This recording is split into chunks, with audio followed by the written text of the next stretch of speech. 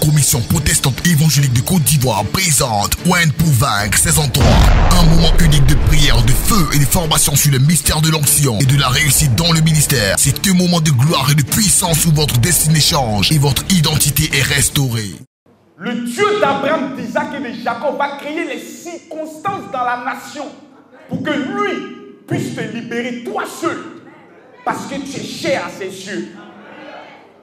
Dieu est vivant.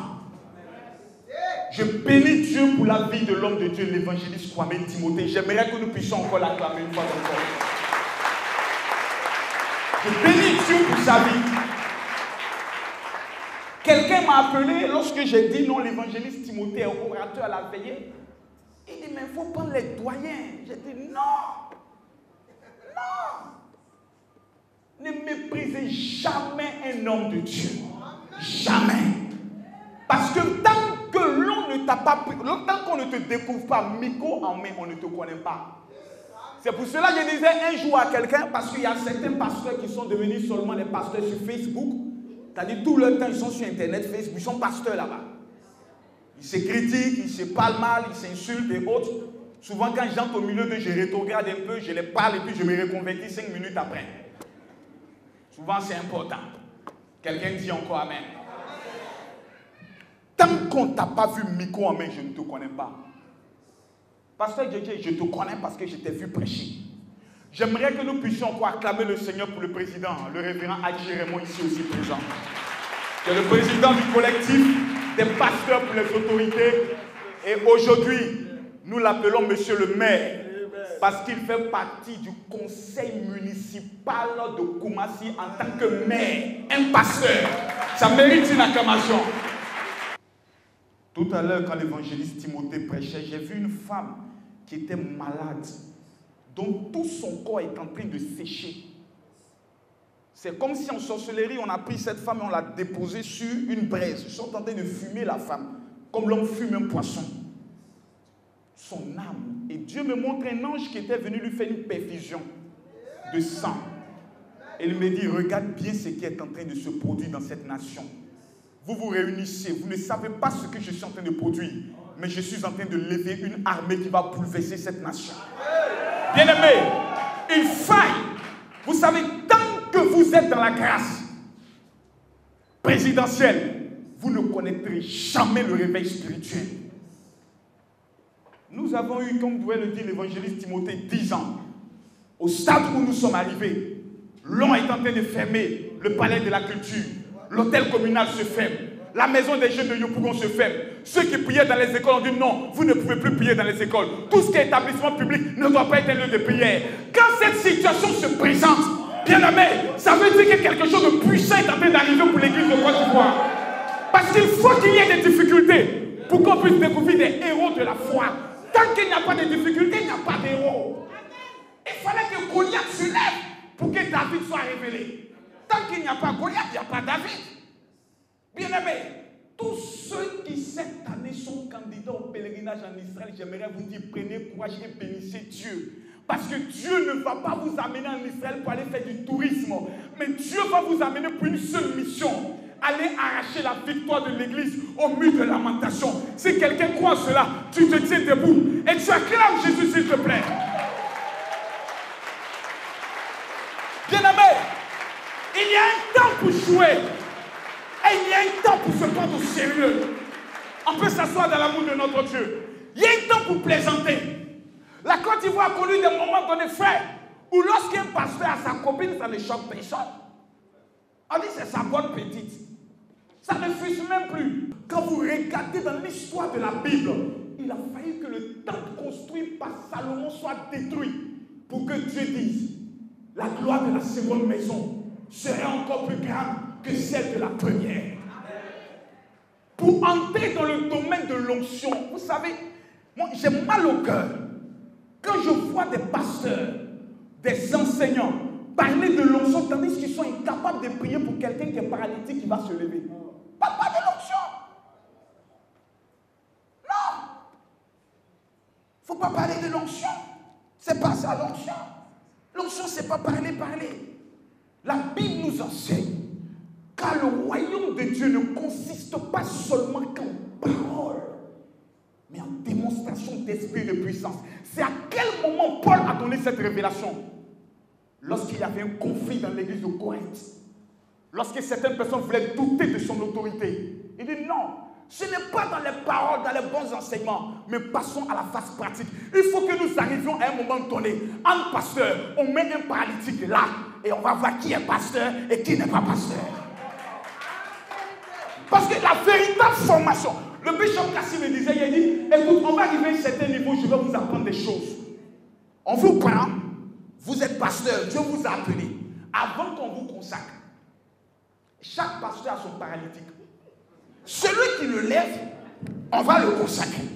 Celui qui ne le lève pas, tu vas encore retourner à la formation.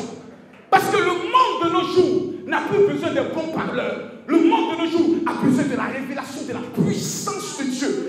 Où il n'y a pas l'onction, frère, il est difficile aux gens de croire en Dieu. Même Jésus vient, fils de Dieu. Dans un moment de 40 jours, il sort revêtu de la puissance de Dieu. La Bible nous enseigne que lorsque le soleil se couche ou quand le soleil se lève, la foule venait jusqu'à lui. Ton église n'a pas une croissance adéquate parce qu'il manque quelque chose. L'onction. Nous allons prendre le soin d'ouvrir nos Bibles, s'il vous plaît. Parce que si nous ne comprenons pas ce temps, nous allons tourner en rond et en bourrique. Chacun va se croire pape dans son église, tandis que personne n'a une église de 10 000 membres. C'est qui est chose courante au Ghana. Je vois des pasteurs aujourd'hui qui s'organisent. Ils vont chercher des paix spirituelles hors de la Côte d'Ivoire. Bien-aimés, ils cotisent même. Ils s'organisent, ils cotisent entre eux. Ils prennent quand ils vont aller au Ghana, on va chercher un paix spirituel. Or, toi-même, tu peux être un paix spirituel dans ta propre nation. Tu peux marquer ta nation. Le salut de la Côte d'Ivoire ne viendra jamais d'un homme de Dieu qui viendra de l'extérieur. Jamais. Car quand nous lisons la Bible, il faille que le roi sorte des entrailles d'Abraham, d'Isaac et de Jacob. Le salut viendra de toi. Il faut un homme comme toi, capable de prendre une décision, capable de se lever pour dire assez c'est assez. Il faut que je joue un rôle. Regardez pas les hommes bien-aimés. Pour entrer dans l'onction de Dieu, la première condition, il faut connaître quel est le temps que tu vis. Si tu n'as pas la révélation sur ton temps, tu vas perdre ton temps inutilement. Prenons nos Bibles. Joël chapitre 3, à partir du verset 9. Joël chapitre 3, le verset 9 au verset 10. J'ai besoin de quelqu'un pour faire la lecture, s'il vous plaît. Joël chapitre 3, le verset 9 au verset 10. Je vais demander à quelqu'un de préparer Josué chapitre 1, le verset 1 au verset 2. Et un autre va préparer Ézéchiel 37 et le verset 10. Pour savoir sur le plan prophétique, sur le plan prophétique, quelle est la saison que nous vivons. Il y a eu un temps dans cette nation où on a connu un réveil, où tout le monde était consacré, où tout le monde était dans le jeûne, dans la prière, dans la méditation. Et ensuite, il y a eu une baisse. Tout le monde est rentré dans le péché. Tout le monde a commencé à se diviser, on a commencé à s'accuser, mentir même sur nous-mêmes. Frère, au stade où nous sommes arrivés, quel est le temps que nous vivons? Car si nous ne prêtons garde, dans 20 ans, vous allez voir des pasteurs devenir imams à cause de la pauvreté. Nous avons aujourd'hui des pasteurs, vous le savez. Ils sont orientés au niveau de l'église catholique, ils font le renouveau charismatique. Ils ont abandonné l'église évangélique. Nous avons connu de puissants missionnaires qui sont venus en Côte d'Ivoire. Aujourd'hui, ils sont retournés à l'église catholique. D'autres sont entrés dans l'homosexualité. Ça ne va même pas quelque part. Frère, le diable a frappé de plein fouet l'église de Côte d'Ivoire. J'ai dit frapper. Regardez ce qui se passe aujourd'hui. Chacun est dans son église. Il refuse même de faire confiance à l'autre. Et quand tu as le malheur d'inviter l'autre, sa priorité, c'est de détruire ton église. C'est de casser ton église. C'est de te présenter comme un petit et lui comme Dieu dans ton église. Frère, il y a un problème. Et dans cette situation, que dit Dieu? Quelqu'un peut faire la lecture, s'il vous plaît? Joël, chapitre 3, le verset 9 à 10. Est-ce que quelqu'un peut faire la lecture? Joël 3, à partir du verset 9. Publiez ces choses parmi les nations. Tu peux répondre s'il te plaît? Publier ces choses parmi les nations. Continue. Prépare la guerre. Non, réponds ce mot-là. Cette partie-là me plaît bien. Il dit quoi là? Publier ces choses parmi les nations. Ensuite, préparer. Préparer la guerre. Réponds encore. Préparer. Préparer la guerre. Réponds encore. Préparer. Préparer la guerre. Continue. Réveiller les héros. Réveiller les héros. Continue. Qu'ils s'approchent. Continue. Qu'ils montent. Continue. Tous les hommes de guerre. Tous les hommes de guerre. Point. Arrête-toi là seulement. C'est là seulement qui m'intéresse. J'aimerais que quelqu'un acclame la parole de Dieu. La Bible déclare une vérité incontestable. Il dit publier ces choses parmi des coups d'État. Lorsqu'on parle de la guerre, on parle d'une guerre spirituelle qui se prépare. Pourquoi? Parce que le diable est sur le chemin. Pourquoi? Parce que le diable est en train de prendre ta nation. Ta nation.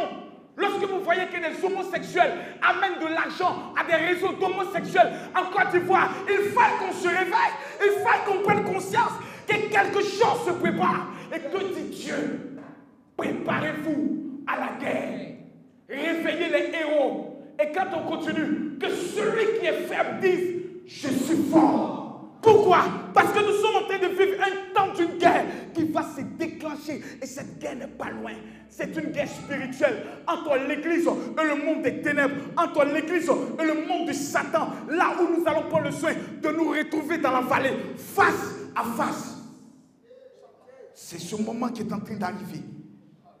Publier ces choses parmi les nations. La France a été touchée. Les États-Unis bouleversés. Nous avons cru que la venue d'un Américain noir allait changer les choses en Afrique. Pas du tout, nous avons été doublés. Nous avons été trompés. Nous avons été trahis. Où allons-nous? Que faisons-nous? Que disent les prophètes?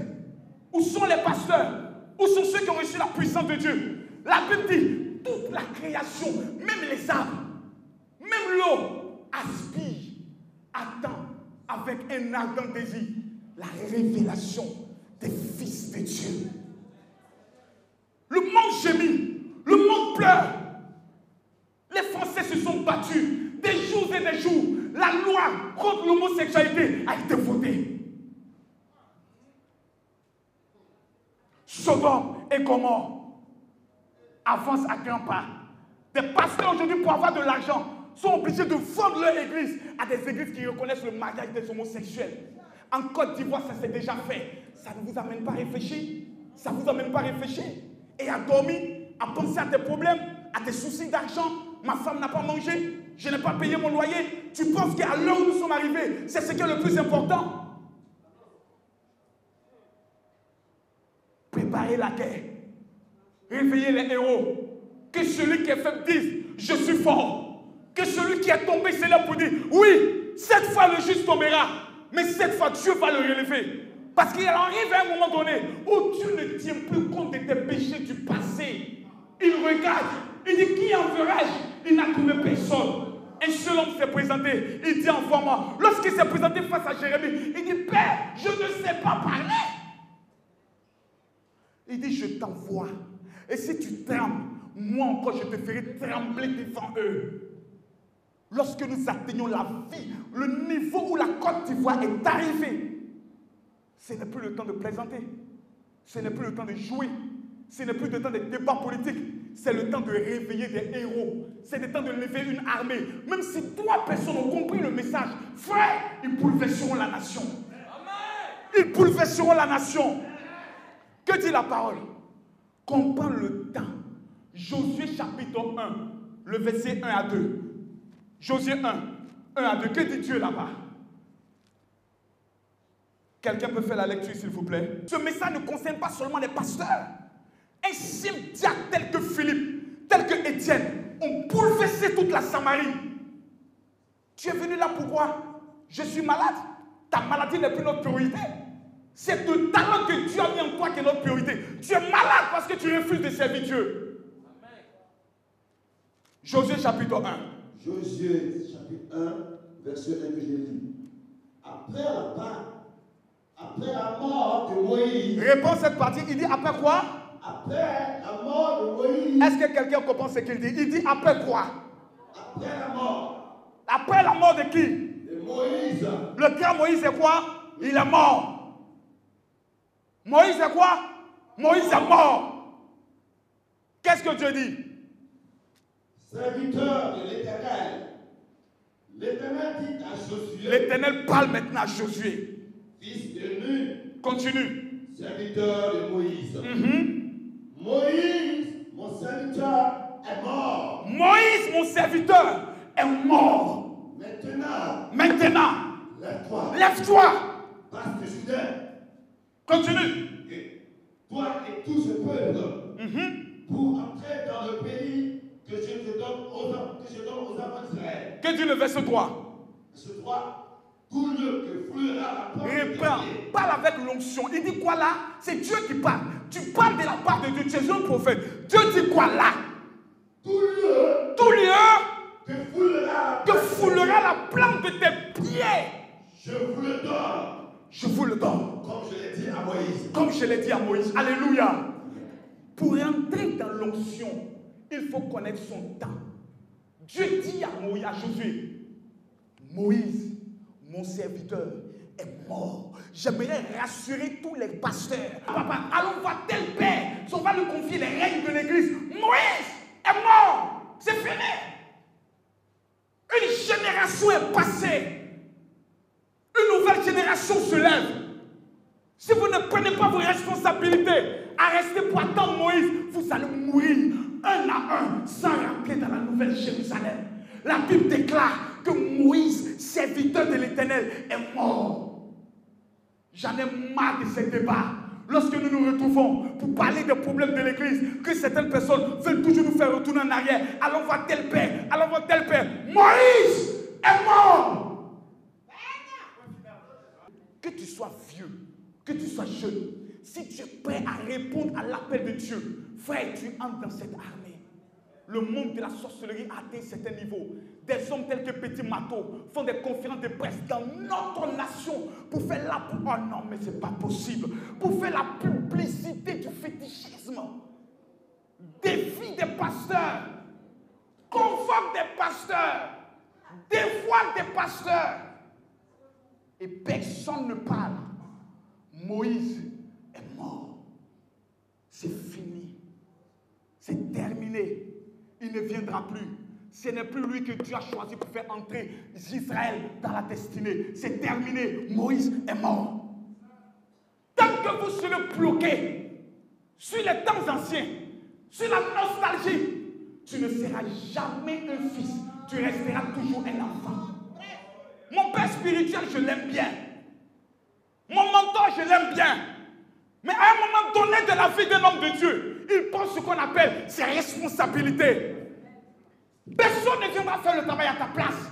C'est toi que Dieu a appelé. Tu étais seul dans ta chambre. Tu es tombé sous l'onction. Tu as pleuré. Il t'a montré des nations. Il t'a montré comment il allait t'utiliser. Que fais-tu maintenant? Qu'est-ce que tu fais? Il t'a dit, je t'appelle pour sauver des âmes. Aujourd'hui, quel est le bilan des âmes sauvées en cette année 2013? Moïse, révérend Berry, est mort. On ne peut plus le ressusciter. Dieu l'aimait. Pas que Dieu l'a abandonné, mais il est mort. Parce que Dieu devait révéler un homme qu'on appelle Josué. À chaque génération, Dieu donne des leaders.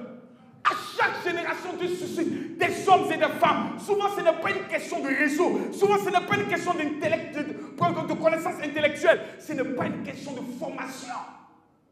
La situation est grave.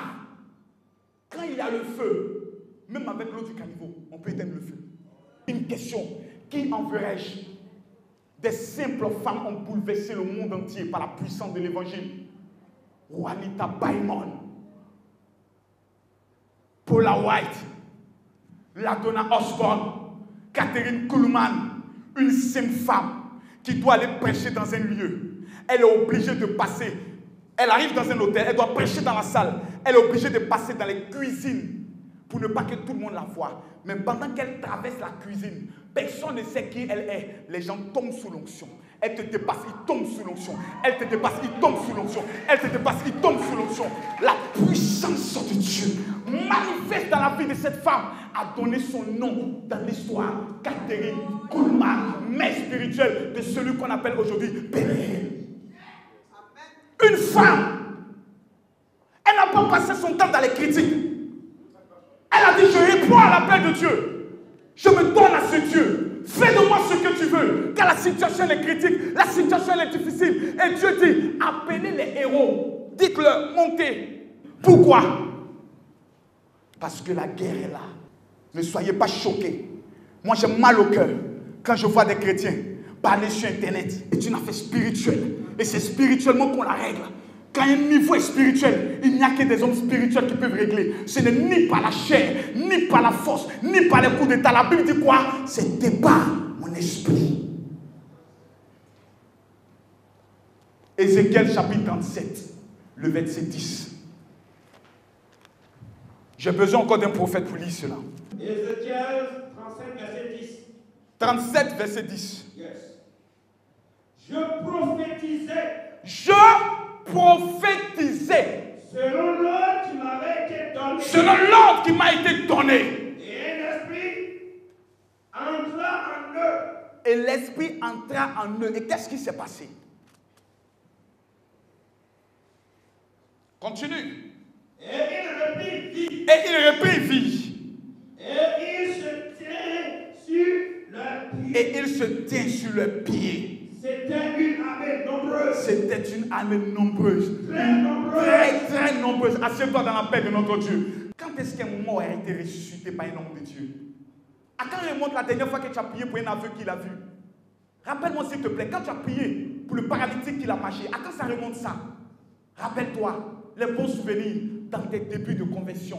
Même lorsqu'on t'amenait un cas impossible, c'est là toi seul tu danses dans l'église, tu es content parce que tu sais que l'onction qui est sur toi va se manifester.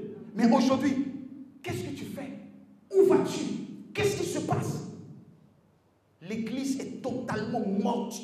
À tel enseigne que lorsqu'un petit vent de manifestation du Saint-Esprit se produit, on a l'impression que nous sommes en train de vivre le temps passé. Le temps passé est passé. La Bible déclare une vérité. La gloire de la seconde maison sera plus grande que celle de la première. Et cette église, le peuple d'Israël, symbole de l'église, était totalement dissimé. Et dans les situations difficiles, on ne prie pas Dieu. Quand tu traverses des moments difficiles, écoute-moi bien. Dans la vallée de ce passage, il a dit quoi à l'homme de Dieu? Prophétise. Lorsque tout va mal, ce n'est pas le temps de prier Dieu. Tu vas commettre une erreur grave. Car la Bible dit à la croix, tout est accompli. Tu demandes quoi à Dieu? Dans les moments difficiles, tu te tiens debout. Lorsque tout le monde dit c'est impossible, c'est là toi tu viens et tu commences à prophétiser la victoire dans la situation dans laquelle tu es. Quand tout va mal, c'est pas la prière. Quand tout va mal, tu te tiens comme un prophète. Et tu te tiens. Tu t'habilles bien. Tu mets un bon parfum. Tu regardes la situation et tu dis, tout va bien.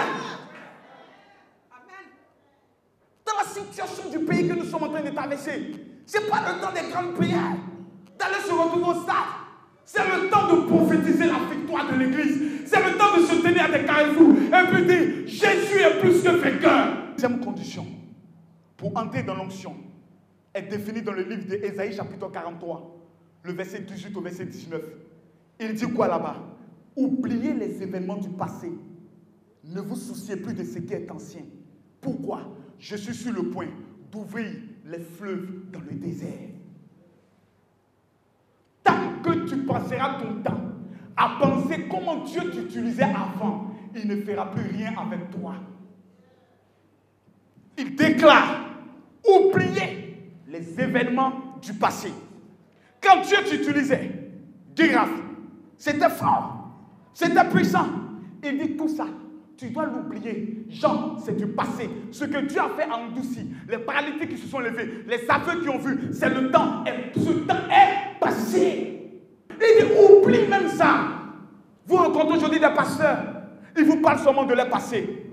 Ah, moi, quand Dieu m'utilisait, c'est vous maintenant, vous êtes les petits. Moi, à mon temps, Dieu faisait des choses extraordinaires. C'est le passé, frère. Et c'est ce qui te bloque.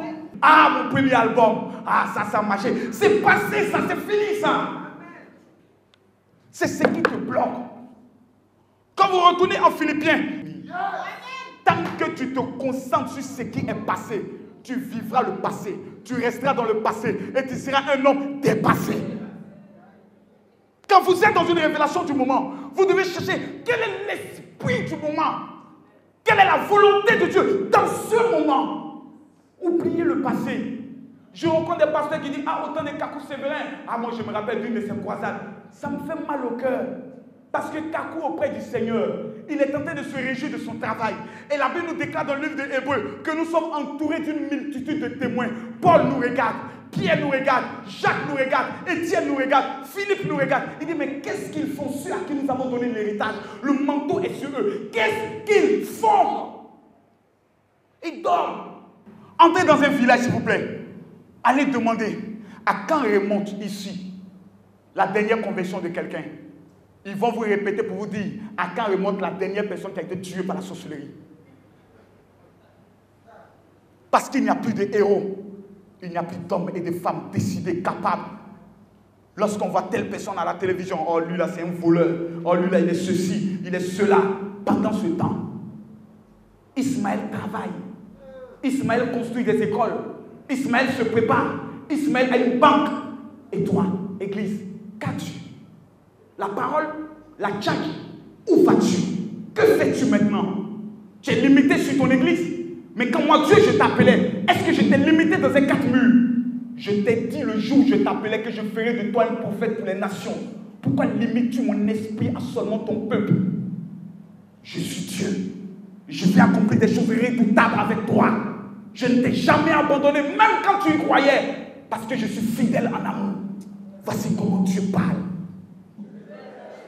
Je n'étais pas du tout en train de dire, je veux être dans l'esprit du moment. Tiens-toi debout, révolté, dis, je veux être dans l'esprit du moment. Bien-aimé, on peut s'asseoir dans l'amour de notre Dieu. La Bible dit une vérité qui est claire. Personne ne peut la détruire. Je vais vous dire qu'est-ce qui te bloque. Et jusque-là, tu n'es pas capable de lever un mort. Parce que, quand j'entends souvent, après la mort de Kakou Séverin, qu'est-ce qui s'est passé? Il y a eu un nouveau phénomène. Des psychologues qui sont rentrés dans l'église, qui ont développé ce qu'on appelle la culture de la personnalité, le développement individuel. À te dire, tu es béni, tu es riche. Pense que tu es riche, tu deviendras riche. On appelle ça un développement individuel et intérieur. C'est le même système qui utilise les formations, c'est le même principe qui utilise les réjouissants. Il développe en toi la capacité d'avoir confiance en toi. C'est pas mauvais, c'est bon. À tel enseigne qu'ils ont dit, tu n'as pas besoin de l'onction. L'onction est déjà en toi. Tu as déjà la puissance de Dieu. Il suffit que tu croies en toi et tu verras cela s'accomplir. Ça a été le premier mensonge. Le deuxième mensonge, c'est lorsque Béhanzin s'est levé pour casser le mouvement de l'onction. Il a lancé le discrédit sur tous les hommes de Dieu. À tel enseigne, lorsque tu veux manifester l'onction, tu te retiens. Tu dis, ah, ils seront capables de dire que c'est l'esprit du Bénin qui est en train de se manifester. Et là, il a réussi. Et l'église est plongée dans un sommeil. On nous a balayé du pouvoir. C'est pas ce qui s'est passé? C'est pas ce qui s'est passé? On a commencé à se diviser entre nous. On ne parle plus de l'onction. Or, lorsque le mouvement de l'onction est là, ce qui est caché est dévoilé. Le faible devient fort. Si tu es seulement un, tu te multiplies en 10. À tel enseigne qu'au temps des apôtres, ils n'ont pas fait d'évangélisation, mais le Seigneur ajoutait chaque jour à leur nom ceux qui étaient sauvés. Amen. C'est une expérience que moi j'ai vécue à Mdoussi. Nous avons planté une église, on dit là, si tu as eu 15 membres, après 3 ans, c'est que tu as réussi. Il a dit, Saint-Esprit, ce n'est pas possible. Je me suis enfermé 3 jours dans le temple. Mais avant de m'enfermer dans le temple, quelque chose s'est passé. 19 personnes sont venues à l'église. Le premier dimanche. Le deuxième dimanche, nous étions 10. Le troisième dimanche, nous étions 7. Mon père, ma mère, mes frères, mes soeurs, nous étions dans l'église. Je me suis mis en costume. Quand j'ai ouvert la porte, que j'ai vu les 7 membres, moi aussi, je me suis mis à pleurer. Ça t'est déjà arrivé. Tu as rendu visite à tout le monde. Tu es convaincu qu'ils vont venir. Tu as même mis les baffes. Loué, oh, tout le monde est là. Tu es content. tu t'habilles, tu viens 7 personnes. J'ai dit, mais Jésus, tu me fais honte. Mais tu es tu fais honte. Même Bayer le féticheur, les gens vont là-bas, ils sont remplis. Toi-même, et j'entends sa douce petite voix qui me dit, est-ce que tu as la chose? J'ai dit, tu parles de quoi? Il me répète la voix. Est-ce que tu as la chose? J'ai dit, ouvre ma parole. Luc chapitre, plutôt Acte chapitre 1, le verset 8. Vous recevrez une puissance et vous serez mes témoins. Si tu n'as pas reçu ma puissance, ne va pas dire que tu es mon témoin. J'ai dit, ah bon? Mais comment faire? Il dit, continue de lire. Ils se sont enfermés dans la chambre haute pendant combien de jours? 10 jours. La mère de Jésus même était là parce qu'elle aussi avait besoin de l'onction. Mais quand vous retournez en arrière, la Bible parle de près de 500 personnes qui ont vu Jésus monter vers le ciel, vers le Père. Vous vous rappelez? Mais combien sont restés dans la chambre haute? 120. Pourquoi? Parce qu'au fur et à mesure que les jours passaient, certaines personnes disent, moi j'ai senti un frisson. C'est que j'ai reçu l'onction. Ils sortent. L'autre dit, mon pied a un peu tremblé. J'ai reçu l'onction. Ils sortent. Mais la Bible dit, ce jour, un événement spécial, un coup de vent. La salle était remplie. Des langues semblables à des langues de feu. Ils se mirent à parler diverses langues. Ils ont été remplis du Saint-Esprit de Dieu. Si tu n'as pas vécu cette expérience, ne dis jamais que j'ai l'onction. Tu n'as pas la chose. Tu vas prier pendant 4 heures, 5 heures, 6 heures, tu n'as pas. Je me suis enfermé dans le temple, seul avec moi-même, à Ndoussi, un village. J'ai commencé à maudire le jour où je me suis converti. Parce qu'il y a des moments avec Dieu, on ne parle pas à Dieu. On se dit la vérité. Quand il dit, je ne vous appelle plus mes serviteurs, je vous appelle mes amis. Entre amis, on se dit la vérité. Seigneur, tu es mauvais, tu es méchant. Qu'est-ce que je t'ai fait? Je regrette de t'avoir payé, d'avoir répondu à ton appel. Comment tu peux m'humilier de cette manière? Si tu es Dieu! Si tu es Dieu! Hein? Si tu es Dieu! Manifeste ta gloire. J'étais à genoux. L'électricité, je te précise, parce que c'est une expérience que tu dois vivre. Obligatoirement, de l'électricité est tombée sur moi. Ce n'est pas tremblement qu'on voit, reçoit le Saint-Esprit. Je ne parle pas de ça. Hein. Je me suis converti en 97, quelque part là-bas, j'ai vécu ça. En 98, j'ai prié pour le premier sourd. Il a entendu à l'école ITES, au séminaire sur le baptême du Saint-Esprit, le baptême de feu. Nous sommes allés à Gadouan en 99 pour recevoir le baptême de feu. Mais il manquait quelque chose, l'onction. Qui est une étape surnaturelle, supérieure. Le mercredi, nous commençons les séminaires sur l'onction. Ça sera grave. Interdit à tous ceux qui ont moins de 2 ans de conversion. Parce qu'on ne viendra pas s'amuser. On ne sort pas du mois de juillet, le 6e mois, sans l'onction. Ce n'est pas possible. Car Dieu lui-même a créé l'homme le 6e jour. Nous sommes dans le mois où Dieu va façonner de nouveaux hommes. Va transformer des personnes. L'électricité tombe sur mon âme. Je sais que je suis conscient, mais je ne peux pas bouger mes mains. Je sais que je suis conscient, mais je ne peux pas ouvrir mes yeux. Pendant 3 heures, je suis couché là. La position, j'étais comme ça. Je me suis retrouvé comme ça. Je suis couché là.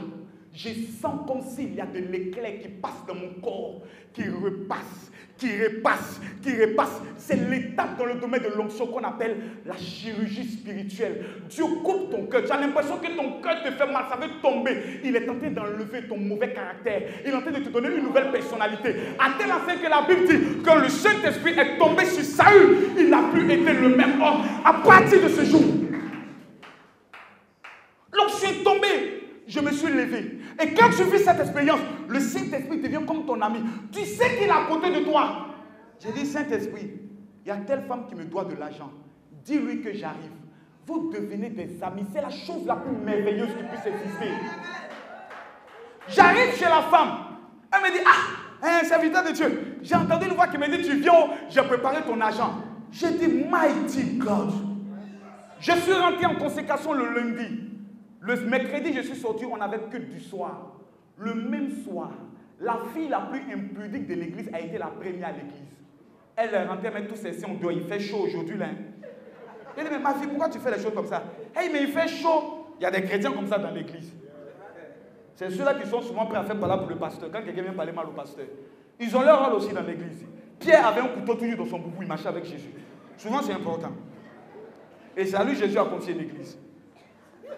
Ce jour-là, tout le quartier est venu s'arrêter devant notre église. Festival. On n'a pas dit à quelqu'un reçois. Nous avons chanté le chant qui dit car il est glorieux et digne de règne. L'agneau est souverain.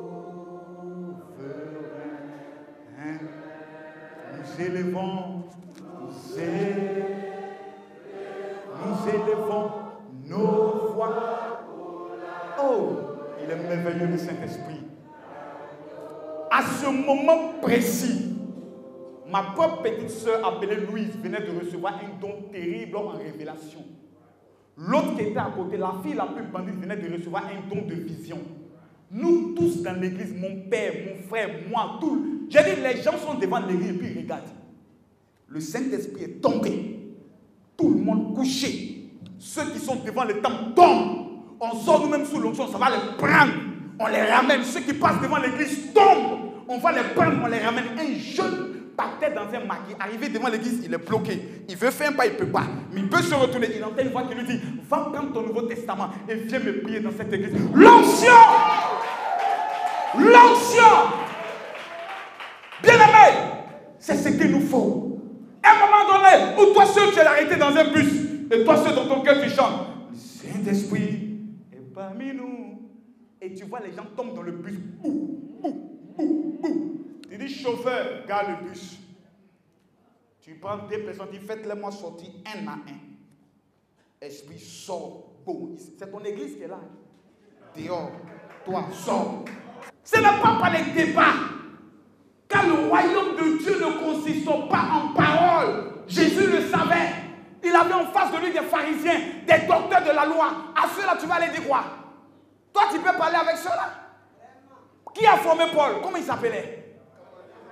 Toi, tu peux parler Gamaliel. Toi, tu peux.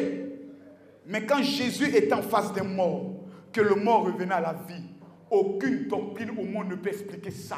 C'est le phénomène du Saint-Esprit. La Bible déclare, dans le livre de Matthieu chapitre 5, à partir du verset 3, ayant ouvert la bouche, écoutez bien s'il vous plaît, la première prédication de Jésus nous donne le plus grand secret pour entrer dans l'onction. Et c'est ce que certaines personnes vont aller prendre jusqu'en Israël. Je vais entendre ces personnes dire Amen. Que dit la Bible? Matthieu chapitre 3, plutôt c'est Matthieu 5, le verset 3. Ayant ouvert la parole pour enseigner, Jésus dit, heureux les pauvres en esprit, car le royaume des cieux est à eux. Beaucoup de personnes lisent cela. D'autres l'ont confondu avec ceux qui sont galères. Il n'a pas dit heureux les galérés. Il ne parle pas d'eux. Il ne parle même pas d'eux-mêmes. Le seul pauvre galère que j'ai vu dans la Bible, il s'appelait Lazare. Son titre de galéré l'a accompagné jusqu'à dans le sein d'Abraham. À tel enseigne que le riche pouvait lui donner des ordres. Et puis il partait. Lazare dit, Abraham dit, tu vas où? Il dit, le riche, c'était mon vieux père avant. Hein. La pauvreté n'est pas une bonne chose, bien aimé. La pauvreté, c'est le pire, c'est le plus grand démon de l'église de Côte d'Ivoire. C'est lui qui te rend sorcier. C'est lui qui te rend impie. C'est lui qui te rend jaloux. C'est lui qui te rend méchant. Le premier démon de l'église, c'est la pauvreté. Souvent, les palabres de nos pères, il n'y a rien d'autre que d'aller prendre l'argent au palais présidentiel. Il n'y a pas autre chose. Voici le palabre. C'est la pauvreté. Mais là, il dit quoi? Heureux les pauvres en esprit. Qu'est-ce que cela veut dire? Cela veut dire la première condition pour entrer dans l'onction, tu dois être humble dans ta tête. Ce qui tue certains pasteurs, ceux qui s'asseyent se disent qu'ils n'ont plus rien à apprendre. Moi, je n'ai plus rien à apprendre. J'ai été formé, j'ai fait 17 ans de formation théologique. Qu'est-ce que cet enfant, il a quelque chose à m'apprendre? Il n'a rien à m'apprendre. Et c'est ce qui les bloque. Ils ne sont pas pauvres en esprit. C'est un blocage. Moi, j'ai chanté dans le plus grand programme. Ça bloque. Moi, j'ai prié pour les ministres. Ça bloque. Heureux les pauvres en esprit. La première condition. Et quand vous allez plus loin, la Bible dit, voici celui avec qui l'Éternel sera, celui qui a un esprit abattu, brisé. Seigneur, je ne connais rien. Je ne suis qu'un pauvre ver de terre au-devant de ta face. Papa, je t'en supplie, apprends-moi. Je ne peux pas sortir de ce programme sans recevoir une touchée de toi. Jésus, je t'en supplie, viens à moi. Car lorsque tu aimes Jésus, tu peux te coucher où tu veux pour parler à ce bon Dieu-là, parce que tu sais qu'il est fidèle. Heureux les pauvres en esprit. Débrouille-toi un peu de toute ta connaissance. Au stade où nous sommes arrivés, il faut comprendre quel est le plan que Dieu a réservé pour l'église de Côte d'Ivoire. Et la deuxième condition qu'il dit dans ce même verset, il dit quoi? À partir du verset 6. Tant que le phénomène de l'onction ne devient pas pour toi quelque chose de zinzin dans ta tête, tu ne recevras rien. Car un être normal, qui n'a ni faim, qui n'a ni soif, la maladie qu'il a, on appelle ça le palu, c'est Djokwadjo. Un homme normal, qui n'a ni faim, qui n'a ni soif, il est malade. Il a le palu, c'est quand tu as le palu, tu dis, j'ai pas envie de manger. On dit, bois un peu, j'ai pas envie de boire. Spirituellement parlant, tu es malade. Tant que tu es satisfait de ta condition, tu es satisfait de l'argent que tu as dans ton compte bancaire. Car quand Jésus est à la croix, c'est après avoir dit quoi qu'il est mort. Tout est accompli.